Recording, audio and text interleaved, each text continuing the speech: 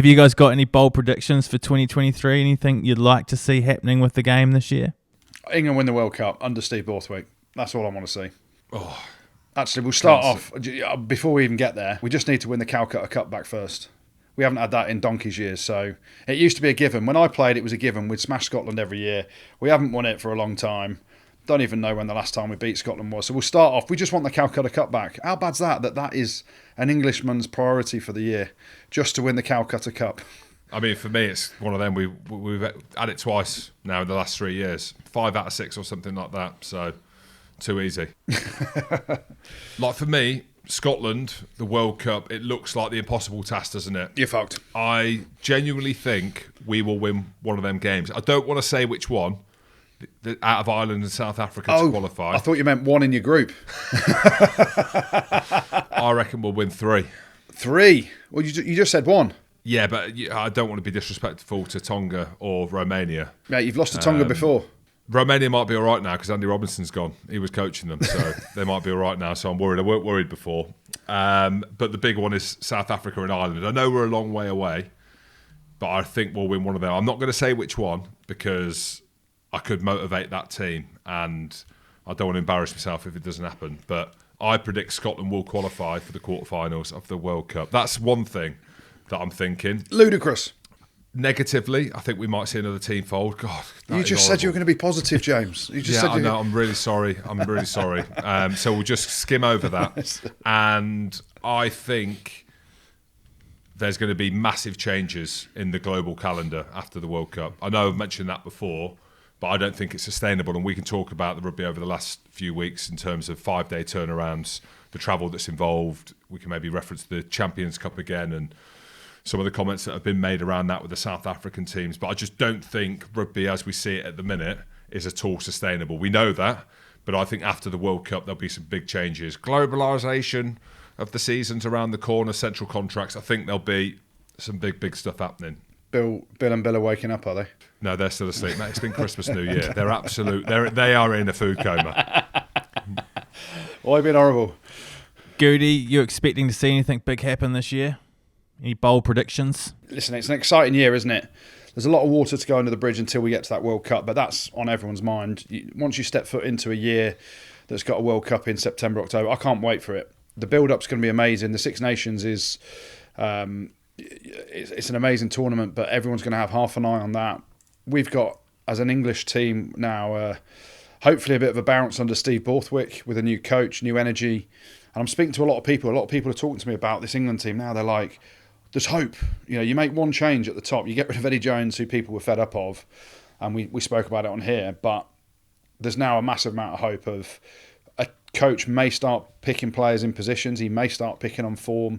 All the players like Ben Earl, like Ollie Lawrence, who tear it up in the Premiership, all of a sudden they might be given a shot at international level.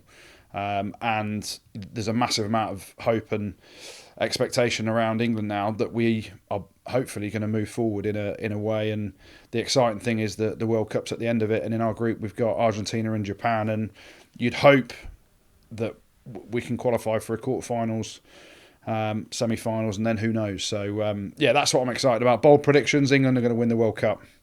Scotland are going to beat Ireland. Ireland are not going to make the quarters, and that's it. That's all you need to know. I didn't say Ireland, by the way. That's come from Andy Good. But I should say, isn't it interesting how me and Goodey jumped straight onto the internationals? And that is the saving grace of rugby, right? Is the internationals and the World Cup and the Six Nations.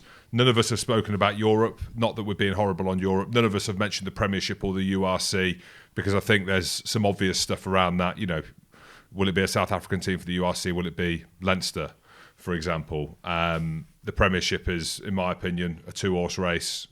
One leading the way by quite a way with Saracens, I think. But how good's the Premiership, though? Like, the games now... It's good. Yeah, it's good. Like, the actual product on the field is amazing. The games over the Christmas period, I think, have been great. You've had different stories within each game and big performances. Obviously, Saracens are, flying at the minute. London Irish put them to the sword a couple of weeks ago. But it's been... a lot of these teams are now, and I don't know whether it's because there's no relegation, and let me put this out there, I'm an advocate for relegation, but for some reason the level and the standard of rugby seems to have gone up in the Premiership. I love the Premiership. I think it's great. URC, I enjoy that sometimes. And Europe I love. So rugby, let's be positive about the whole of rugby, James. 2023, the year of the, what is it, the year of the horse? Positivity. I think it's the year of the bat, but you can say bat again now. Do you think Steve Borthwick will pick any bolters this year? Any new players you see having a breakout year in 2023? Well, I hope so, because we see some quality in the Premiership, as we just spoke about. One guy that stood out for me massively over the Christmas period, Tom Pearson. Wow. At London Irish. I rewind the clock, James, to the Six Nations last year, and Tom Pearson was in the England squad as one of those sort of junior Eddie Jones players, and he got bombed out in the week, and he came to a corporate hospitality area pre-match, and I did a Q&A with him, and he absolutely buried me. So at the time I thought, fucking hell, you're a young kid, who are you burying me in front of 400 people? What did he say? Well, I think he just went after the body shape when I retired. And fair play, he had a point. Easy gag. He had a point. But I got on with him, I liked him. We had a bit of fun. And at the end of the gig, he said to me, he goes, Goodey, mate, I love the podcast. I don't like Big Jim, but I love the podcast. So he's a fan of the podcast. He's massive. I think he could be a bolter this year. George Martin, I know he's been capped by England already, but he's a Steve Borthwick favourite, and I was chatting to him at Leicester the other week. He's a monster of a bloke. He's about 14, but he's massive. You can chop a man. Yeah. Ted Hill as well. He's gone from strength to strength since moving to Bath.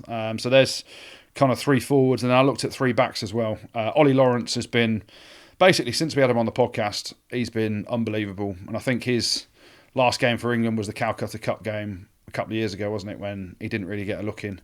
So let's see him back at 12, potentially for England. Will Joseph as well, London Irish. I think he's absolutely class. Jonathan Joseph's younger brother, he looks really good and could be a bolter. And then our favourite Jim, Caden Murley. He's got to get a shot at international rugby the way he's playing. So there's my bolters for the year. Pod. Rugby pod.